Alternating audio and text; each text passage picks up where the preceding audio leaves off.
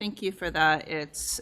We want students and staff to know that we are committed as a board to doing our very best work as well and learning how to do it better.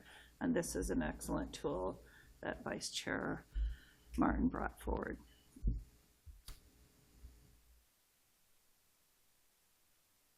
We are going to move to public comments and return to the, I'm sorry, your report would be great to have now. Okay. And then we'll move to public comments before the consent agenda. I think that'd be great. Thank you. So, and I will do my best to keep this moving along because I know we have members in the audience who are here to speak. Just the picture I have just to illustrate the opening of my report.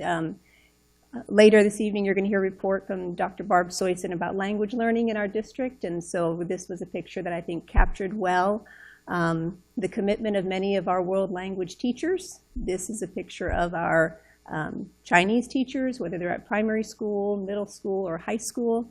We were able to gather together for an evening of dinner, as well as make sure our teachers who had arrived from China had settled in and were feeling what they expressed incredibly welcomed into the district. And I want to thank Chair Fitch for being there that evening and really feeling and exhibiting the leadership of the district so well. Teachers commented afterwards about how honored they were that the board chair was there at dinner with them, which meant a lot. And so I want to thank you for giving your evening to do that. Like all of you, it was a month, that second half of November was certainly encapsulated with a lot of concerts and musicals, and you've spoken well to what all of us noticed around the talent of the students. And then also Director Hides and Chair Fitch were at the MAP evening that is worth noting, not just for Lynn Dietrich, who we were honoring that evening, and her family's Memorial Instrument Fund. It was a great turnout and students were there playing. But also to the work that MAP does across the district. And they're in their 20th year of serving the music and arts needs of students in this district. And I want to particularly thank Bev Herbert, who organized that evening, Sarah Wright. That picture that you see is, of course, in the photograph is Lynn Dietrich.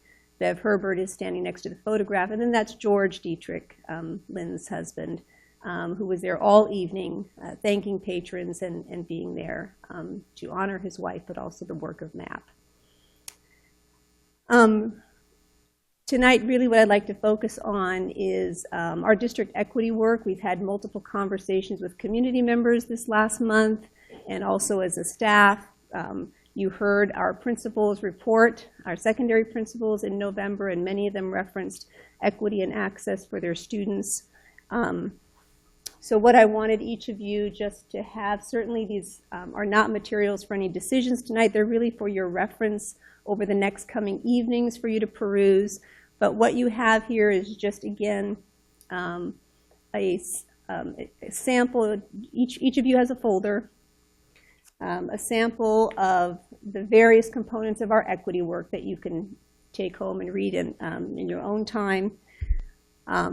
But for you as a board, just a summary. Every year for the last 5 years, we've written a district equity plan, which identifies those large goals that aligned with district goal number 1 and district goal 2 and 3, encapsulate the work of making sure that our students and our teachers have what they need in terms of the teaching and learning environment in their classrooms and equity and access to learning.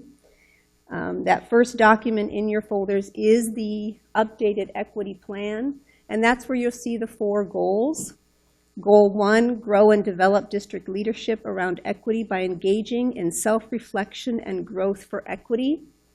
These goals are derived from the Oregon Leadership Network's LEAD tool that's provided to school districts as they begin that equity work. It's complex work. And having the research and collective thinking of those who are experts in that work is so critical. And so we have been guided by that LEAD tool, which you have a copy of, and you can find those goals. There are 10 components or ways that school districts or organizations can set goals and actions towards equity. The second goal, grow and develop organizational leadership around equity by focusing on how well our leadership teams strive for equitable outcomes and encourage others as leaders, for example, district and school equity teams. So we do have a district equity team, and we have had that in place for a number of years. And now all of our 16 schools have a school-based equity team, and they're developing goals and actions. Their teams may look different depending on how long they have been in place at each school. Some have, for right now, teachers and school leaders on them. Others have the voice of parents. Some have developed into school equity teams. And those have emerged as, rightfully, students at the school level and staff at the school level have been moving that work so that there is true ownership by those students at the school and teams at the school level. Goal number 3, continue the implementation and integration of culturally responsive curriculum and teaching practices in classrooms and school venues that promote equitable instruction. That's lead tool practice number 10, and you can see that it's also up on the screen there. And that's ongoing work as we continue to have curriculum renewals or think about instructional strategies. We are looking now through an equity lens and folding that work into our renewal and our curriculum work. And our 4th goal, which is mentioned in our equity plan, and it has been, all 4 of these goals have been in our plan now for several years as we continue to work on them. Examine and create actions that recruit, retain, and promote staff, including staff members of color, with strong equity commitments, understanding, and skills. And that comes from lead tool practice number 9. Other elements and frameworks that you'll see that you have available to you, they won't all be new. We've referenced them before at your retreat as well as in principal presentations to you. We have some frameworks that help us around this work, the 7 components of inclusive cultures, which I want to thank Dr. Jennifer Spencer-Imes and Dr. Josh Flossie for helping us put this together so that teachers and staff, as they're doing the work of curriculum renewal and instructional strategies, have this as a reference. You've heard about Zaretta Hammond and her visit last year to the school district and her text that has become a shared text across the district, Culturally Responsive Teaching in the Brain. She has outlined 3 dimensions of the equity work that we use frequently now in the district, thinking about, is this work of multicultural education? Is this work of social justice education? Or is this work of culturally responsive pedagogy, and how she distinguishes each, as well as helps us think about the importance and the placement of each of those ideas. That's also in your packet, and many of you already have this. We still work with our equity consultant, John Lenson. He's been with the district for at least 5 years now, helping us not only develop our district equity team, but also being a consultant and a resource to school-based equity teams. He's also come to our leadership forum meetings and helped us think about developing our own equity lens and our own understanding around critical conversations around race and access for all students. This year, we have the wonderful opportunity of attending equity seminars that Clackamas ESD is putting on this year. You also have that in your folder, that letter outlining those 3 seminars. And we had about 13 staff, teachers, and school leaders who went to the first seminar. It was an equity seminar series with Walida Marisha. And her presentation was on, it's called A Hidden History. She's done quite a bit of research and speaks regionally on this topic. A conversation project program reveals the stories and struggles of Oregon's African American communities, and was a tremendous keynote speaker, very inspirational, provocative, and very helpful to our school leaders and teachers. There are 2 more seminars, one in January, one in April. That's also in your packet. So we're really pleased. The next one in January is Carmen Urbina, very well known at Oregon Department of Education and with the Oregon Center for Educational Equity. And lastly, we're really pleased in March we're able to bring Dr. June Rimmer that's her picture down on the bottom, from the Center for Educational Leadership. She works at CEL, where we work with the 5 dimensions, the cycles of inquiry. All of that work was developed there at the Center for Ed Leadership, so that sounds familiar. She's the project director there, and an article that's also in your folder was written by her around developing instructional leadership with a lens on equity. So how does all of this come together? So we're looking forward to a day that we can put together where she can interact with principals and school leaders in our leadership forum and give us some very good and critical feedback on where our work is so far. So I wanted to share with you, as it is in our work plan, that we do have in our district goal number 2, that we will describe and develop inclusive practices to ensure the success of each and every student. And this work encapsulates many of the strategies within the work plan that, as you go through it, you'll find are described there. But wanted to give you an update on where we are with that. You now have a copy of our updated equity plan. And at any time, if either of you wish to know more about the work, welcome to meet with me. And we are just thrilled with what's happening in all of our schools. It's hard work. It's complex, and yet we have staff who are engaging in an incredibly thoughtful way, and school leaders who are tackling some really hard conversations, but with courage and a real conviction that it's the right work to do. There's a text that we're reading this year called, appropriately, "Start Where You Are, but Don't Stay There." And it's by Dr. Richard Milner, who speaks about this is hard work, but folks will be in different places, so start where you are, but certainly don't stay there. And I think you'll read in the equity plan, as well as those other items in the folder, that that's certainly what we're doing. And then lastly, in the spirit of leading together, which is our theme, it was really good. I see friends' faces in the audience. Cynthia's out there, to meet with our Westland Alliance for Inclusive Cultures partners, and to hear more about their work, and then to share many of these documents with them so that they could get a glimpse into what the school district is doing. One of their subcommittees is to support the work of school districts. They have several subcommittees, one to work with community involvement around equity, inclusive cultures, one to work on policy, and then one also to work with schools. So we're committed to some regular sessions with them. I also want to thank Dr. Jennifer Spencer-Imes, who attended one of their evening meetings, as we want to support the work of the Westland Alliance for Inclusive Cultures.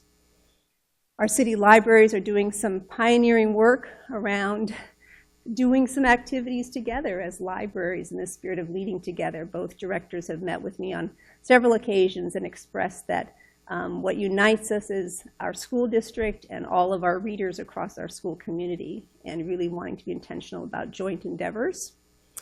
And then just to keep it on your calendars, January 10th, we will bring both city Rotaries also together as leading together, and we'll meet at Meridian Creek Middle School and have an agenda there of discussion and then a tour of the building. But that'll be a first to have those 2 city Rotaries together for one lunch and an opportunity to, again, exemplify what we mean by leading together. So that is it. I know that was a little longer than I intended, but we can now hopefully move to community comments. Thank you. So the board has a policy of course, welcoming the public to come and speak at our meetings. We do have a policy that limits the comments to 5 minutes. I would note, though, that those of you who are coming as a group, we have an understanding how we're going to work that out. And our policy is that the board members will listen. And typically, you won't receive a response, but that doesn't mean we're not listening, and we don't anticipate closing the loop in communication at another time.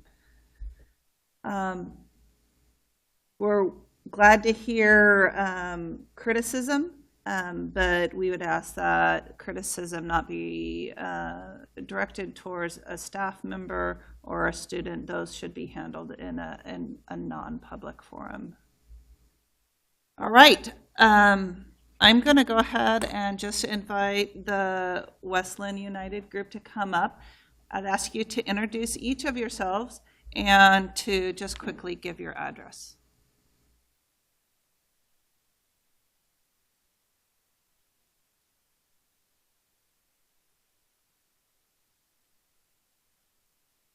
Hi, I'm Wallace Milner. I live at 2025 Titan Terrace. I'm Layla Almeshni. I live at 22036 Rosemont.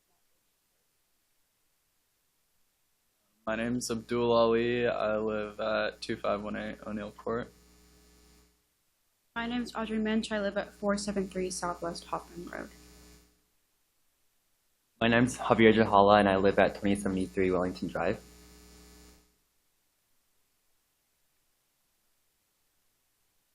Hello, my name is Wallace Milner. I am a junior at West Linn High School. I'm here alongside members of the West Linn United Board.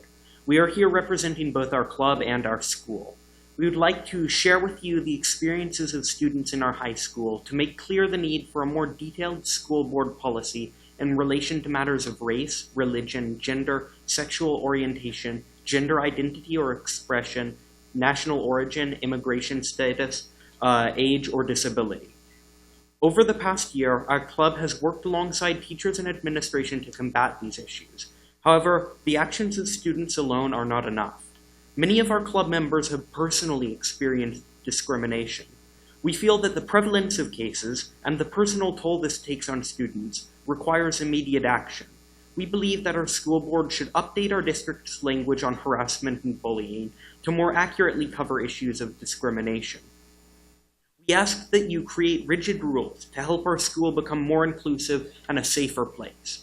We ask that you remember that change can be accomplished through action, and that if we work together, we can make our district a better place for our students. We feel that this is an issue of vital importance to our students, school, and community. With that in mind, the following students will share their own encounters with discrimination. In addition, they will be sharing the stories of other students from West Linn. Thank you. So like Wally already said, I'm going to be sharing some stories that we have collected from some of our club members. I saw hateful comments regarding someone's race on someone's phone, using the N-word, and they told me to pretend I didn't see it. I didn't know what to do in the situation and was just shocked. My mom and I were in a hard time, and we didn't know where we were going to sleep every night. Then I went to school one day, and some kid got on my face calling me the N-word when I was eating my lunch. Some of the people I'm around for sports say the N-word to be cool. I'm black, and I don't even use the word. So when anyone uses it, black, white, or other, it's pretty shocking and upsetting. People don't really understand the effect and toll it takes on others, especially with such an undignified history. People have said racist comments to my face in a big group of people, destroying me while they get praised through laughter. This kid called me a terrorist. Again, these are student stories. A swastika was drawn on the bathroom wall. It made me feel unsafe and that people had hatreds towards others like me.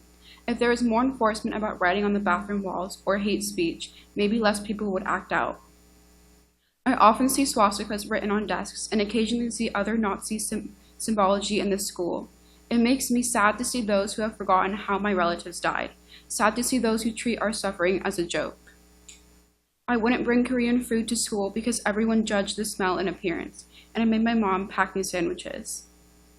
When I told someone that my parents were immigrants, they kept on bothering me about it and would make fun of the fact that I'm not really an American, even though that is something I'm proud of. It made me feel ashamed of my family and where I'm from.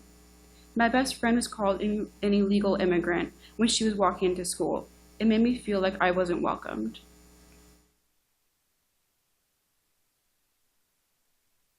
A person told me to go back to Mexico. I am a U.S. citizen. There were a lot of bystanders.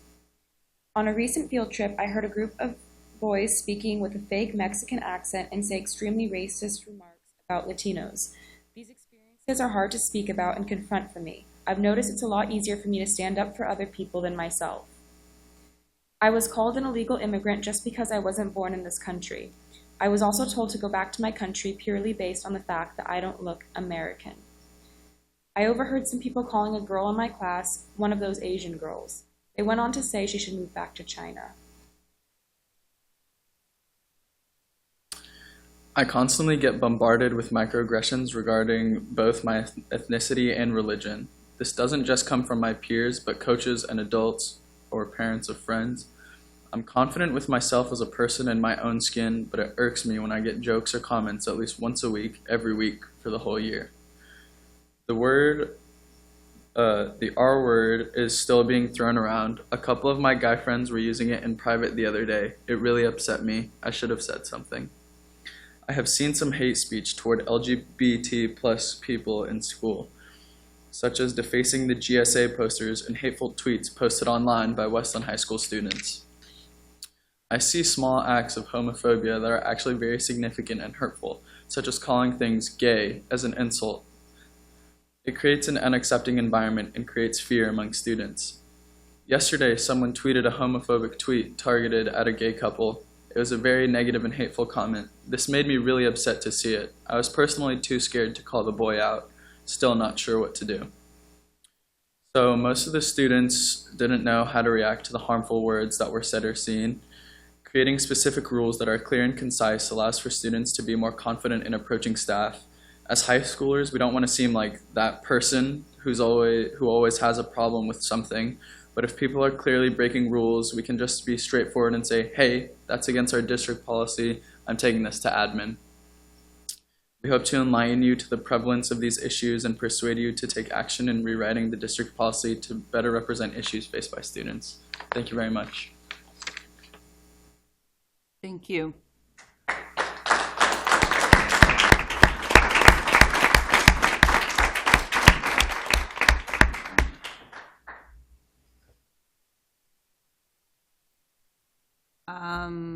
Cynthia Flannery.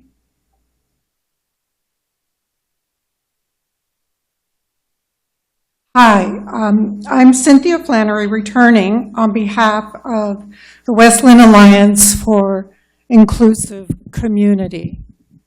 It's community, not cultures, but it is a long name. I am at 1054 Meek Way in West Linn. I'm here to ask the board to consider our request that we made last June and again in September to adopt changes in school district policies to ensure that students of all races, ethnicities, religions, gender identities, and all that has been covered in the policy changes that we noted specifically and that you should have in your various packets, so that all students of all races, ethnicities, religions feel safe, fairly treated, and welcomed in our schools. In November, our alliance was invited to meet with the superintendent and assistant superintendent to hear about the district goals of promoting inclusion and diversity through building equity teams, revising curriculum, and employing a more diverse staff. We, as an alliance, support these important long-term goals and, in fact, are helping parents give input at the school level into these processes. Meanwhile, acts of racism and bigotry are still taking place, affecting children in the primary grades all the way through high school. Recently, more parents in the district, quite a few more, have joined our alliance out of concern about recent incidents and a strong desire for schools and the district to be more proactive in addressing racism and hate. We in the Alliance want all members of the school community to receive a clear message that racist language and imagery and acts of hate and prejudice are not just unkind, but are violations of district policies. We think all students, parents, teachers, administrators, and staff need clear board policies regarding these behaviors. School personnel need to know how to respond to these behaviors and how to have safe, productive classroom conversations about them. They need training and specific board policies that support and guide them. These steps are essential to create a safe, inclusive school community and to ensure that adult responses to racism and hate are effective, educative, and consistent across all schools. Thank you very much.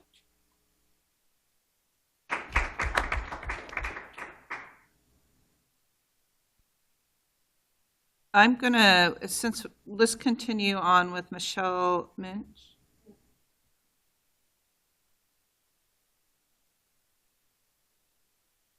Hi, my name is Michelle Bombetmensch. My address is 473 Southwest Hoffman Road. I serve on the executive committee of the Jewish Community Relations Council of Jewish Federation of Greater Portland. The JCRC seeks to promote mutual understanding among all groups in the greater community and to advance democratic pluralism, harmonious relationships, and respect for human dignity and individual rights across religious, racial, gender identity, sexual orientation, and ethnic lines. The JCRC consists of a cross-section of Portland Jewry representing area organizations and synagogues. The JCRC condemns a rise in anti-Semitism and racism in the U.S. from all sources, including but not limited to white supremacists, neo-Nazis, and other hate groups espousing racial superiority. New data released in November by the Anti-Defamation League show that the number of anti-Semitic incidents remained significantly higher in 2017 compared to 2016. We don't need these statistics to tell us there is a rise in anti-Semitism. Look no further than in our own schoolyards. From Hitler-themed Valentines at my own son's middle school, Nazi salutes, cruel verbal jokes about putting Jews in ovens, to recent tweets about gassing the Jews, there is no doubt that bigotry exists and it does need to be addressed.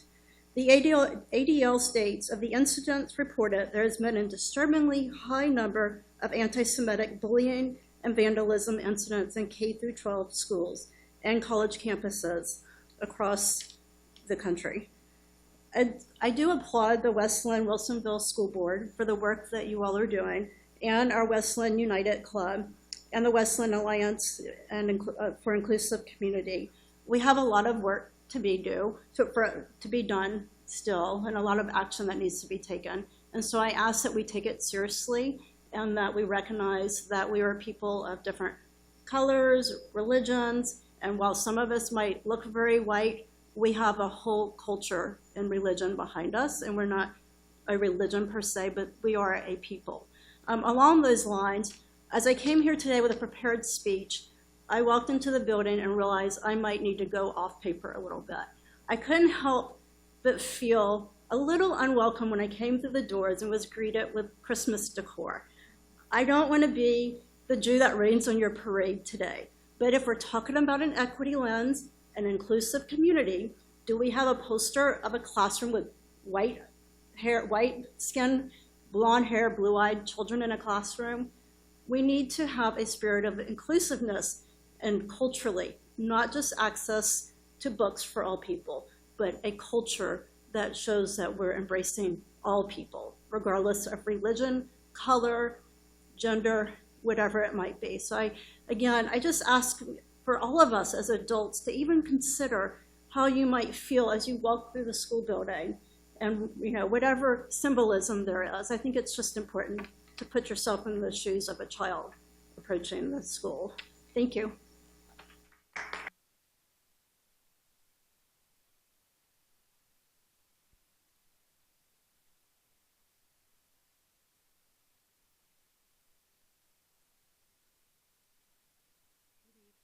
My name is Jan Rippey, and I am the Executive Director of Dolly Parton's Imagination Library in Wilsonville. And my address is 21744 Southwest Oak Hill Lane, just down the street from here. I would like to use some of my 5 minutes to give you a couple books to look at. So while I'm handing books out, I will talk, if that's okay with you. Okay. So.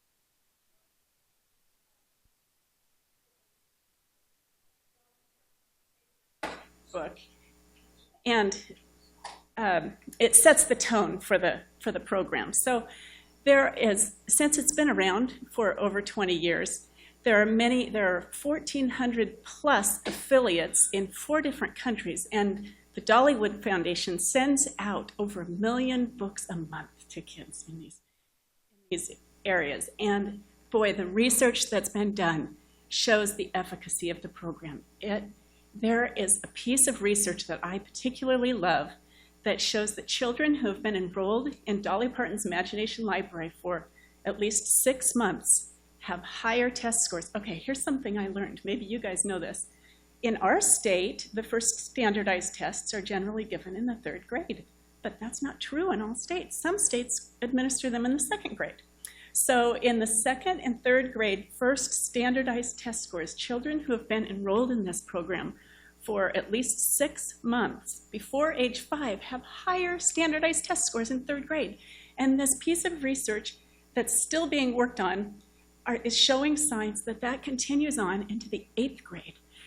So parents love it, kindergarten teachers love it, the children love it. How many 3-year-olds receive mail? You know, they jump up and down. We've been doing it in Wilsonville for 6 years now, and I've had 2 complaints in 6 years.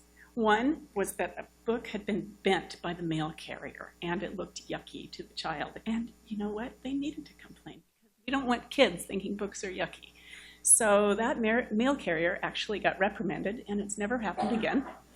And the second complaint was from a mother that I had helped to enroll her child, who was about, I think he was a 3-year-old boy. And I happened to run into her several months after they had been receiving books. And I said, and she was, I'll just say she was a struggling mother. I'll let you picture that how you will.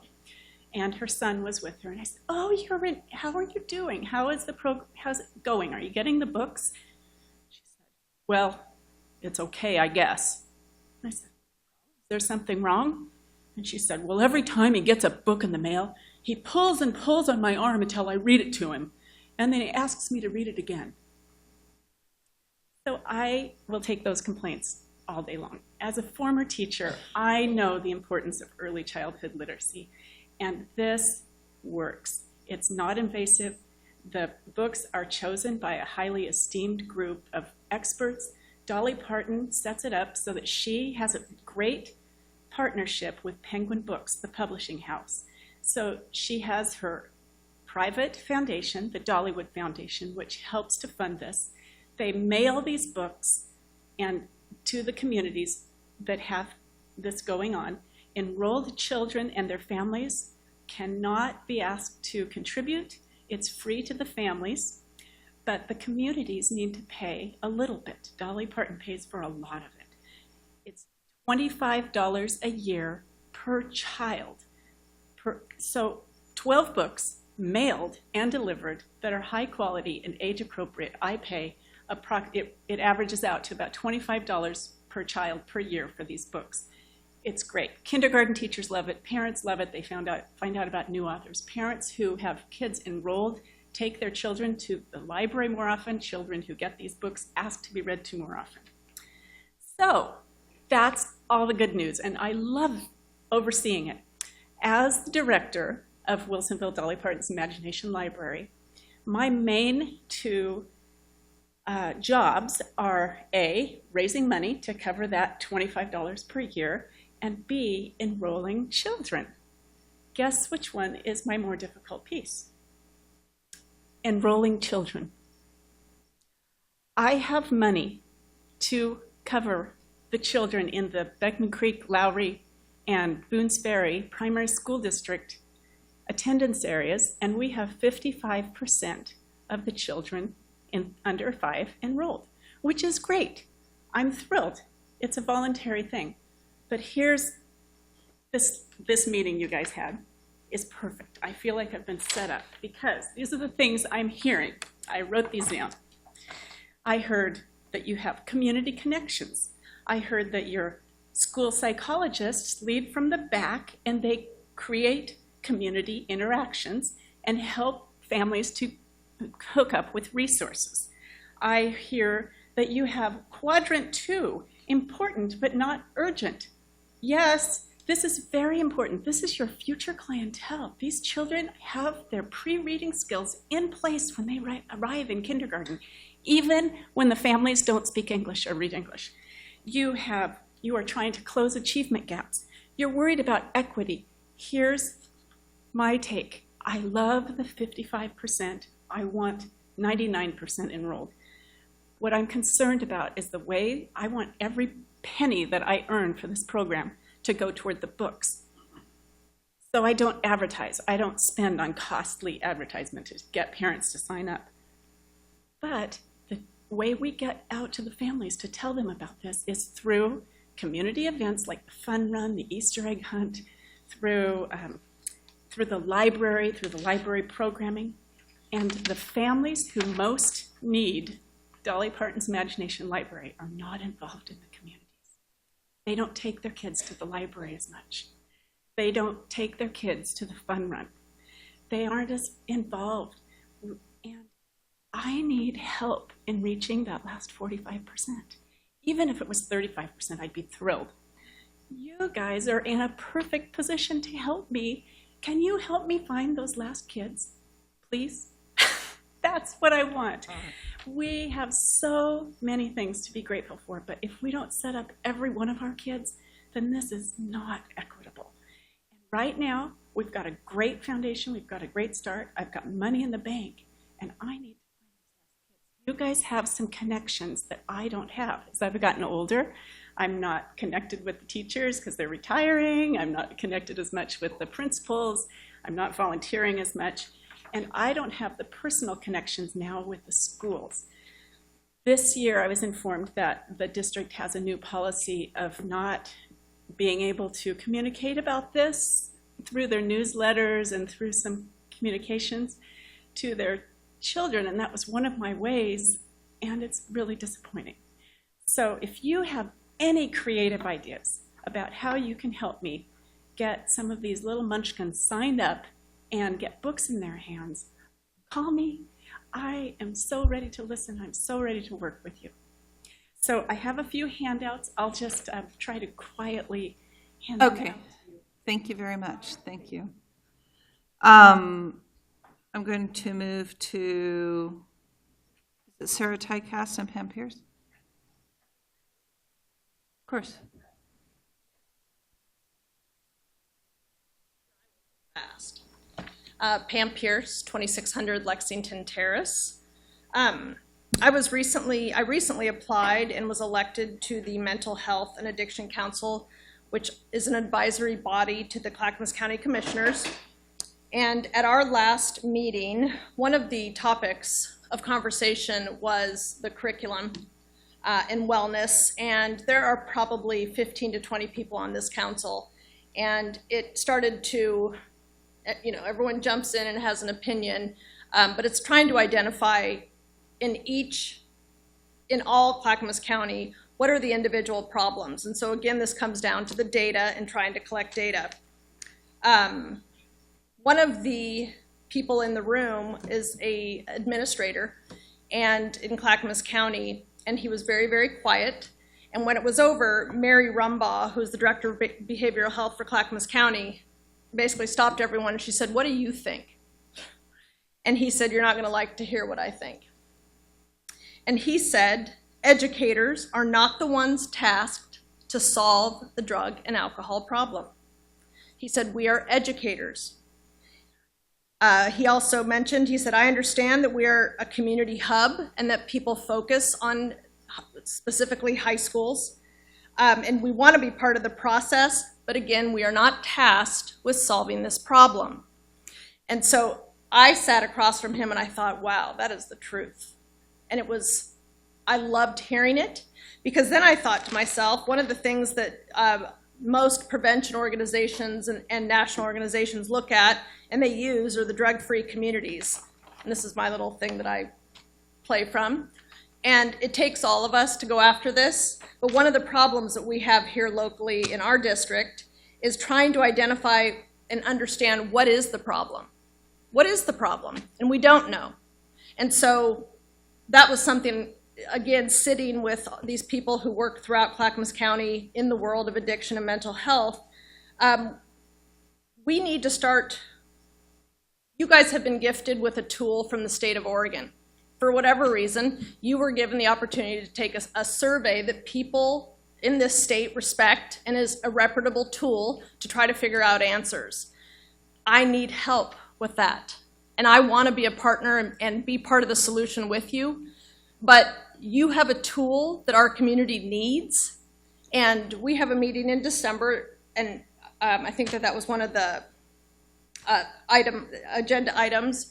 And if it's not that, if you guys know of a different tool, but we need to talk about it, because this is something that we don't know what we're throwing at.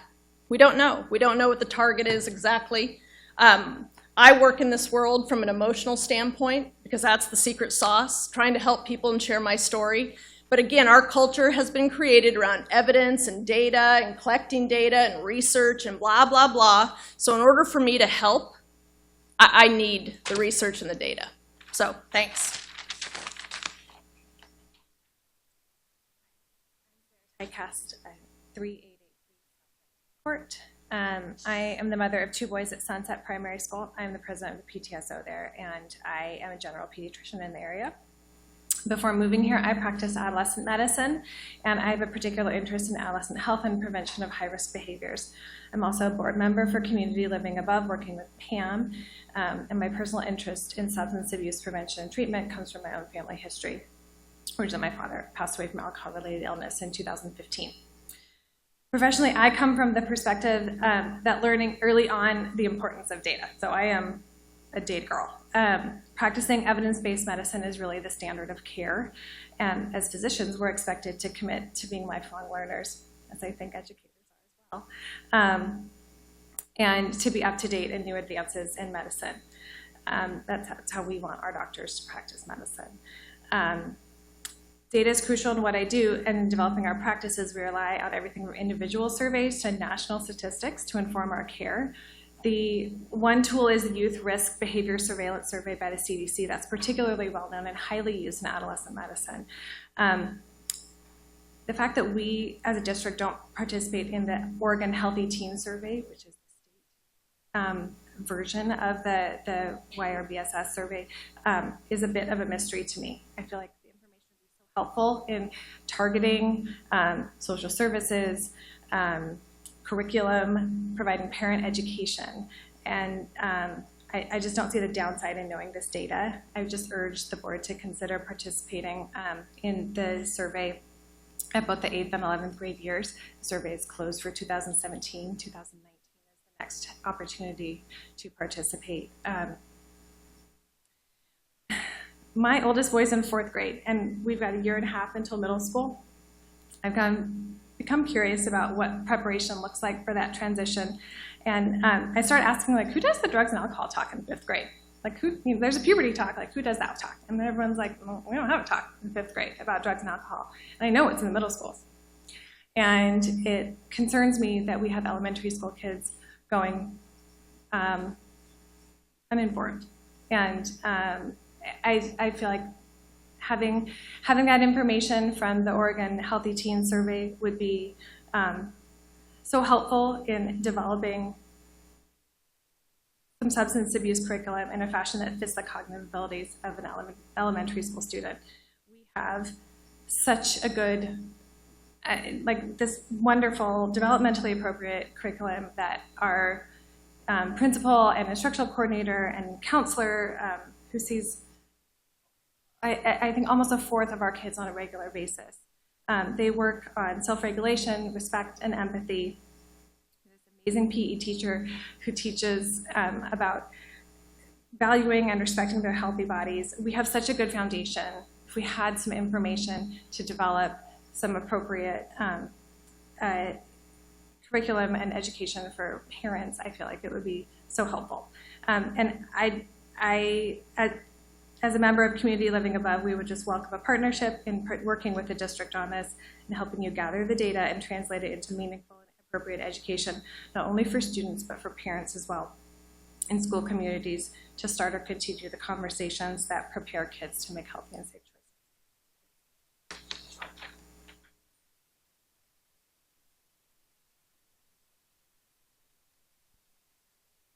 Were there any other community members? All right, thank you very much for coming and sharing with the board. We're going to take a quick break and then resume.